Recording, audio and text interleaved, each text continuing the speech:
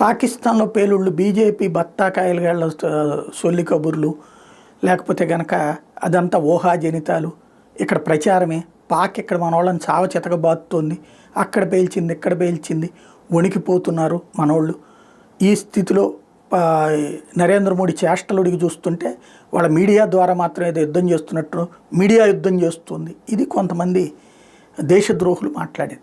ఎందుకంటే దేశం గురించి మాట్లాడే వాళ్ళందరూ బీజేపీ కాదు, లేదా బీజేపీ వాడు మాత్రమే దేశం గురించి మాట్లాడు. దేశభక్తి ఉన్నటువంటి ప్రతి ఒక్కడు మాట్లాడతాడు. మన సైన్యం గొప్పతనాన్ని మెచ్చుకుంటారు.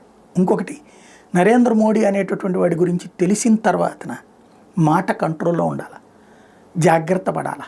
ఎందుకంటే ఓడిపోతుంటే నరేంద్ర మోడీ ఓటమిని ఒప్పుకుంటాడా? తీవ్రవాది వస్తే ఆ తీవ్రవాది పుట్టింటి దగ్గరికి వెళ్ళి పేల్చి వచ్చాడే, పంపించాడే సైన్యాన్ని, 3 సార్లు చేశాడే. అట్టంటోడు మన సైన్యం నష్టపోతుంటే, మన ఆర్మీ నష్టపోతుంటే, మన ఎయిర్ ఫోర్స్ నష్టపోతుంటే, మన వాళ్ళందరూ చచ్చిపోతుంటే పాకిస్తాన్ని చూసి ఎందుకు వణుకుతాడు ఆయన? పాకిస్తానుడు ఏమన్నా పుడింగా? లేకపోతే చైనా గురించి ఏమైనా భయపడతాడా? గాల్వన్లో ఇలా కొట్టి చూపించాడు, డోక్లాంలో తిప్పి పంపించాడు. అట్టంటోడు భయపడతాడని భారతదేశంలో ఉన్న మోడీ శత్రువులు కూడా అనుకోరు. కాకపోతే ఏదో మానసిక సంతృప్తి. అది భారత వ్యతిరేకతో అర్థం కాదు, మోడీ వ్యతిరేకతో అర్థం కాదు, లేదంటే ఎడ్డమంటే తెడ్డమనే ప్రతిదానికి చివరికి నీ పెళ్ళామంటే చెత్తది నా పెళ్ళాం ఎందుకయింది అలా తండ్రి కూతురు అని చెప్పుకునేటటువంటి తరహా.